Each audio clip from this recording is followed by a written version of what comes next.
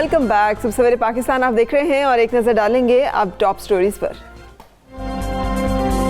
Metal scrap की value addition करके बरामद करने वाले सनतकारों का मुमकिना बरामदी ड्यूटी पर एहतजाज। बरामदात पर ड्यूटी से हज़ारों अफराद बेरोजगार हो जाएंगे। हमारी सनत को मराहत दी जाएं तो बरामदात 10 गुना बढ़ा सकते हैं। कॉपर एंड एल्यूमिनियम मेल्टर्स एसोसिएशन की यकीन दहानी।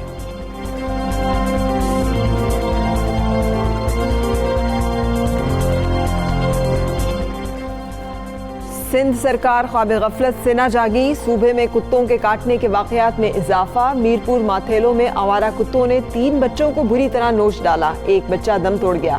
सिंध हाई कोर्ट पागल कुत्तों के काटने के वाकयात पर बरहम।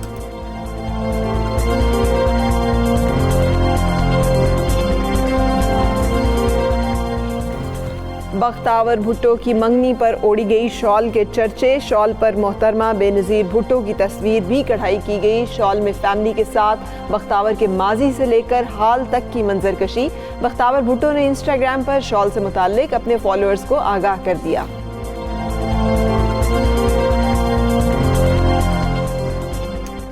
जी, तो टॉप स्टोरीज आपने जानी और बात करेंगे। कल ये खबर आई थी और दिल अफसरदा हुए। बैतुल्लाह का दरवाज़ा डिज़ाइन करने वाले इंजीनियर मुनीर अलजंदी खालिक के हकीकी सजा मिले।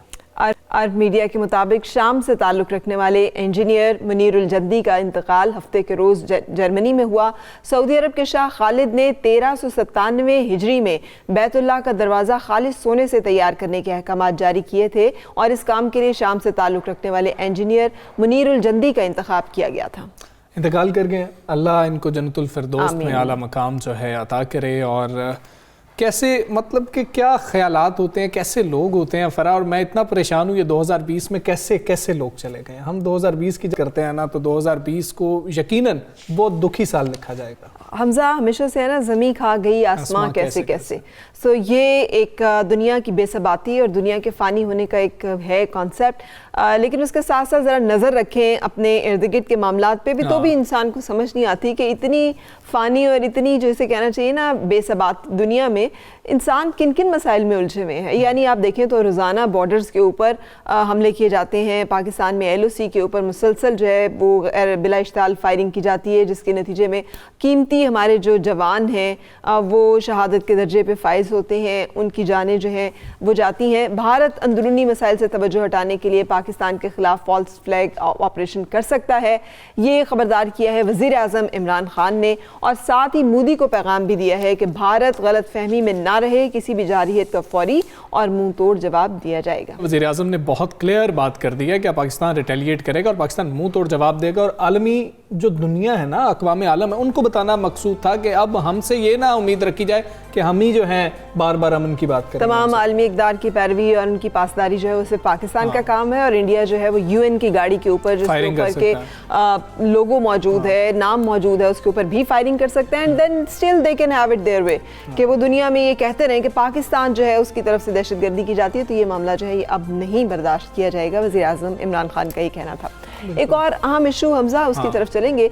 मेटल स्क्रैप की वैल्यू एडिशन करके तांबे और एल्यूमिनियम के ब्लॉक्स को बरामद करने वाले एक्सपोर्टर्स ने खदशा जाहिर किया है कि उनके बरामदात पर हुकूमत ड्यूटी लगाने का इरादा रखती है। और एसोसिएशन का ये कहना है कि मकामी मैन्युफैक्चरर्स के दबाव की वजह से अगर तांबे और एल्यूमिनियम के ब्लॉक्स की बरामदात पर ड्यूटी लगाई गई तो पाकिस्तान को अरबों डॉलर की बरामदात का नुकसान उठाना पड़ सकता है। इस मुमकिन फैसले से हज़ारों अफराद बेरोजगार भी हो जाएंगे। एक्सपोर्टर्स का कहना है कि इसके बरक्स अगर कॉपर एंड एल्यूमिनियम इंडस्ट्री को मराहत दी जाए तो उनकी एक्सपोर्ट्स 10 गुना बढ़ सकती हैं। और copper and aluminium melters and exporters association का कहना है कि अगर कभी मकामी मैन्युफैक्चरर्स को कॉपर और एल्यूमिनियम की कमी का सामना हुआ तो इन दोनों मेटल्स को आसानी से दरामद भी किया जा सकेगा। अच्छा, इन मेटल्स पर ड्यूटी में हुकूमत की तरफ से पहले ही छूट दी गई है। इस हवाले से हमारे साथ मौजूद हैं secretary general copper and aluminium melters and exporters association Ata Farid Chaudhary.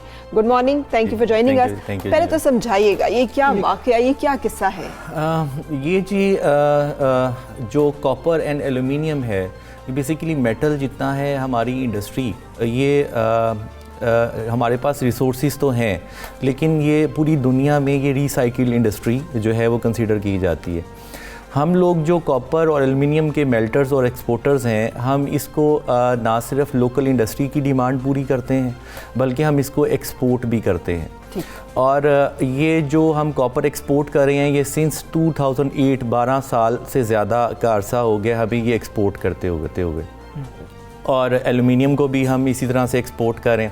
Local industry जो है यहाँ पे जो जैसे फ़ैन इंडस्ट्री है या बाकी इंडस्ट्रीज़ हैं जिनका रॉ मटेरियल एज आ मेटल, ये मेटल होता है सॉरी, तो वो बेसिकली उन लोगों को भी हम सप्लाई करते हैं।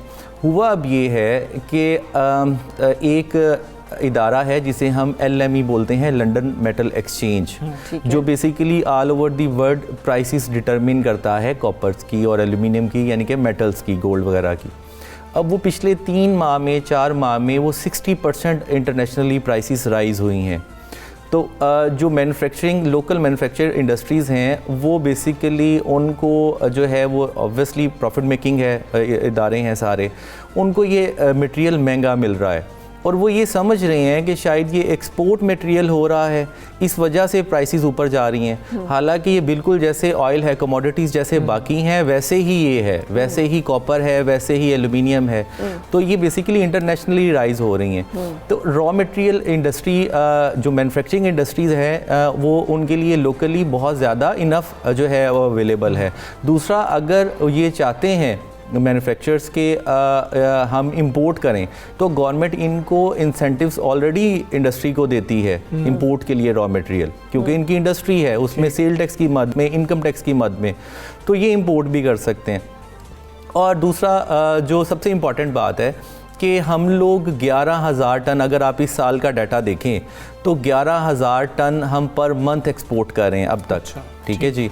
और लोकल इंडस्ट्री जिस तरह से फ़ैन इंडस्ट्री है उनकी पर मंथ जो प्रोडक्शन जो उनकी है, जो उनकी रिक्वायरमेंट है वो सिर्फ 500 से 1000 मेट्रिक टन कॉपर की है। तो फिर इशू क्यों बना? इसलिए कि अगर ये मतलब इशू है नहीं आपके ख्याल में, तो फिर इशू क्यों बनाया जा रहा है? क्योंकि हुकूमत अगर नहीं लगाएगी ड्यूटी तो फिर वो जो यही जो आप कह रहे हैं कि मुकामी जो फैन इंडस्ट्री और इंडस्ट्री है उसकी ज़रूरियात कैसे पूरी होंगी? जी वो ऐसे ही है जी। यही मैं अर्ज़ कर रहा था कि 500 से 1000 मेट्रिक टन तो इनकी सिर्फ डिमांड है।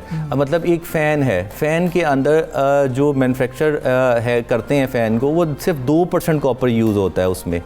तो हम ऑलरेडी डिमांड तो ऑलरेडी पूरी हो रही है। अब इशू क्यों राइज़ हुआ? वो एक्चुअली इसीलिए राइज़ हुआ कि पूरी दुनिया में कोविड के बाद जब रिकवर की इकॉनमी तो बहुत ज़्यादा डिमांड क्रिएट हुई और उस वजह से जो लंदन मेटल एक्सचेंज है जो पूरी दुनिया के अंदर प्राइसेस डिटरमिन करती है, प्राइसेस बहुत ऊपर चले गई। अब देखिए ये बिल्कुल ऐसे ही है कि जैसे ऑयल की प्राइस ऊपर जाती है तो गवर्नमेंट को मजबूरन प्राइसेस ऊपर करनी पड़ती हैं। तो वो ये समझते हैं कि शायद ये अगर बैन हो गया या एक्सपोर्ट के ऊपर RD लग गया, कोई भी ड्यूटी लग गई तो हमारी प्राइसेस नीचे आएंगी। हालांकि ये इसका हल नहीं है।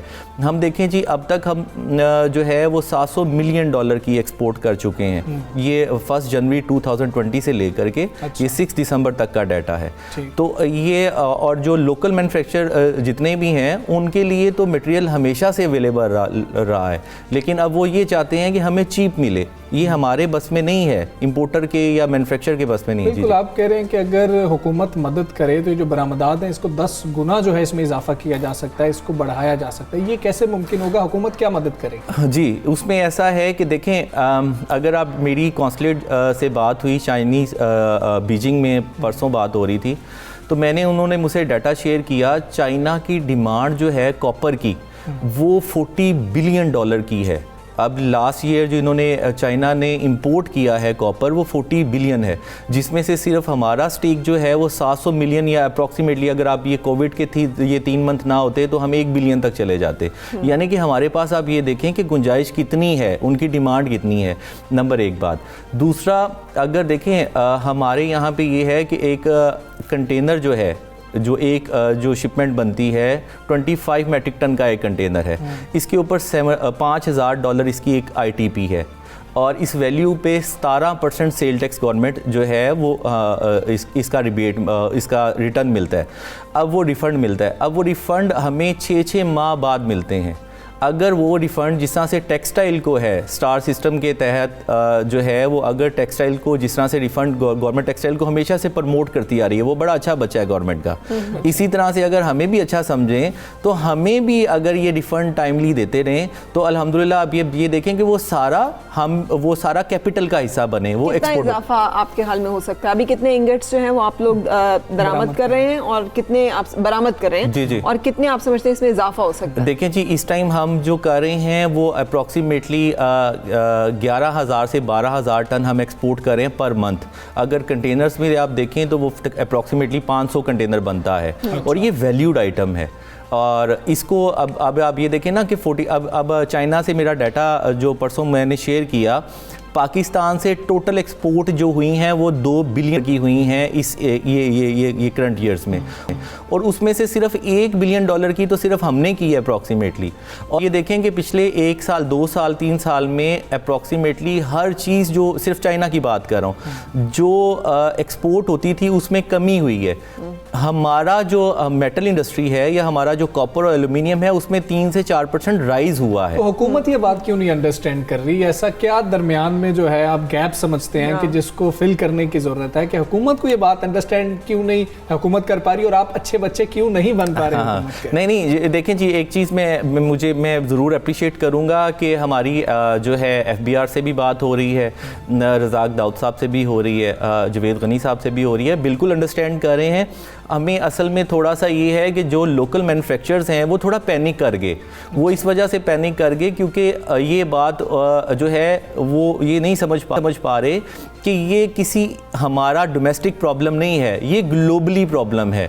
ये बेसिकली इंटरनेशनल मार्केट राइज हुई है, उसकी वजह से ये इश्यूज़ हैं।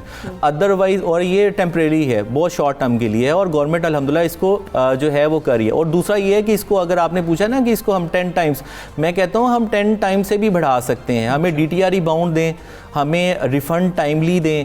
अब अगर जिस तरह से बाकी लोन है, हमें अगर लोन की सूरत में, क्योंकि ये वैल्यूड आइटम है, एक कंटेनर 3-3 करोड़ रुपए का बनता है, तो ये बेसिकली अगर छोटे स्टेप्स हैं। और देखें गवर्नमेंट को हर वो स्टेप लेना चाहिए जिसमें फॉरेन एक्सचेंज हम जो है वो ले करके आते हैं। अब आप सब एक फॉर माय अंडरस्टैंडिंग एक चीज़ बताइएगा कि अब आपने खुद बताया कि अब डिमांड में इजाफा हो गया है, तो सप्लाई में भी इजाफा हो रहा है। अब आप कह रहे हैं कि हमने बरामदात की और मुमकिन तौर पे बरामदात और भी बढ़ सकते हैं। लोकल इंडस्ट्री जो है उसको ये है कि हमें खाम माल नहीं मिलेगा तो हम कहाँ से अपनी प्रोडक्ट्स तैयार करेंगे। तो जब आपको प्रॉफिट मिल रहा है तो बरामदी ड्यूटी देने में फिर क्या मसला है? मतलब उस पे क्या इशू है कि हुकूमत ने अगर बरामदी ड्यूटी आयद की है तो उसमें पॉइंट ऑफ कंसर्न क्या? बड़ा वैलिड क्वेश्चन है जी आपका। देखें ये बेसिकली ऐसा है कि ये ग्लोबली डिटरमिन होती हैं प्राइसेस। एक इंटरनेशनल मार्केट है जी, वहाँ पे ये बिल्कुल ऐसी है कि जिसको जितनी भूख लगी है वो उतना खाना खाएगा। ये इंटरनेशनली एक प्राइस, लंदन मेटल एक्सचेंज एक इदारा है, वो डिटरमिन करता है प्राइस। उसके बाद हर मुल्क की इकोनॉमी अपनी डिमांड के हिसाब से प्राइसेस कंसीव करती है, ठीक है जी। हम अगर यहाँ पे ड्यूटी लग जाती है, यहाँ से एक्सपोर्ट नहीं हम कर पाते, यहाँ पे मटेरियल सरप्लस हो जाएगा।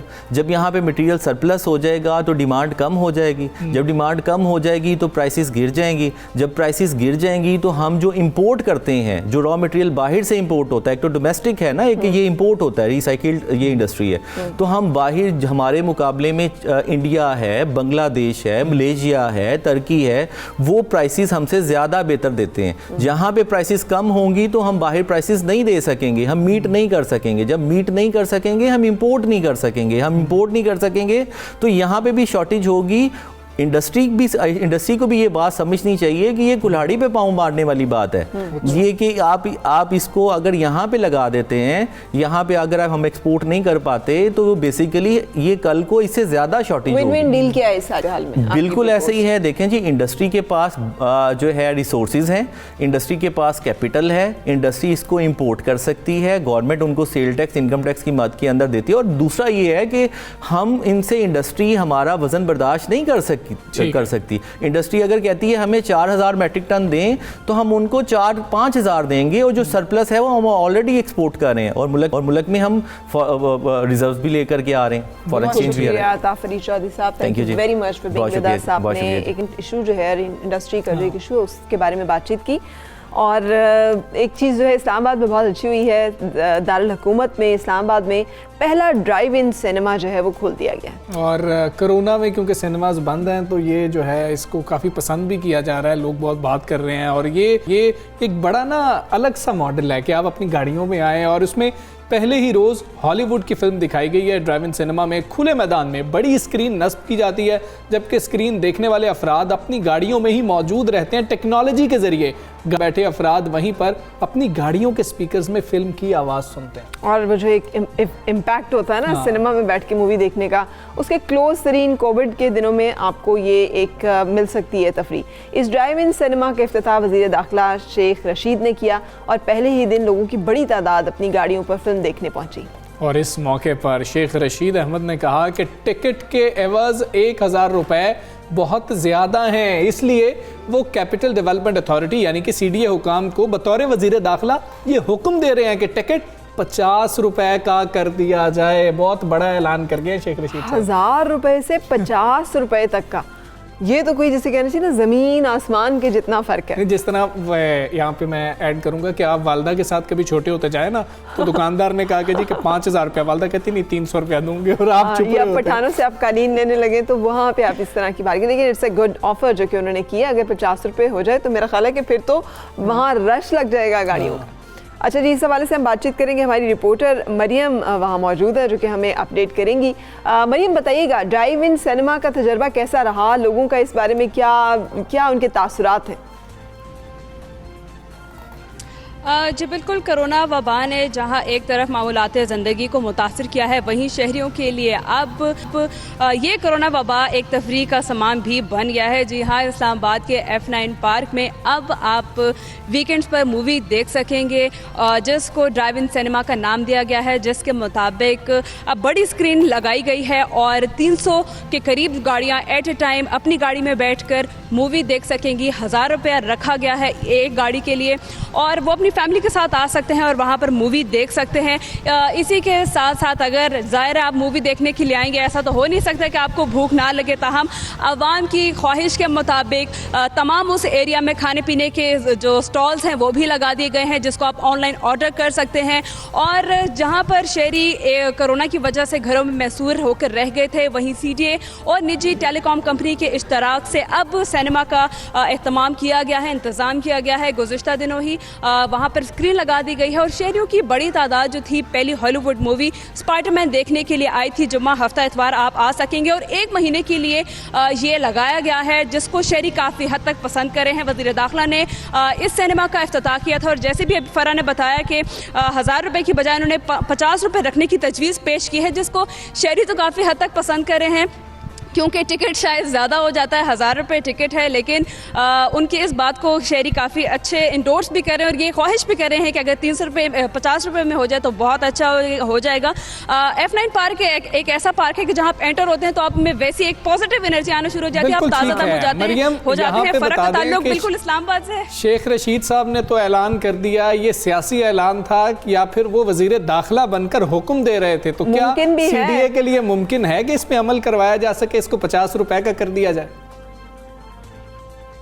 जी बिल्कुल, जैसे कि वज़ीर दाखिला ने अपनी इक़्तिदार में आते ही उन्होंने आके ये ऐलान किया है, जिसके बाद शहरी इस चीज़ को बड़ा प्रमोट कर रहे हैं और बड़ा उन्होंने पसंद भी किया है। जबकि CDA से जब इसके बारे में बात की है तो उन्होंने थोड़ा टाल मटोल किया है। उन्होंने कहा कि आने वाले दिनों में बताया जाएगा कि ये तजर्बा कैसा है और इसके ऊपर लोग इस पर कितना इसको पसंद करते हैं और आते हैं। उसके बाद आने वाले दिनों में फैसला किया जाएगा कि आया इसके जो टिकट के पैसे उसको कम किया जाए या ना किया जाए।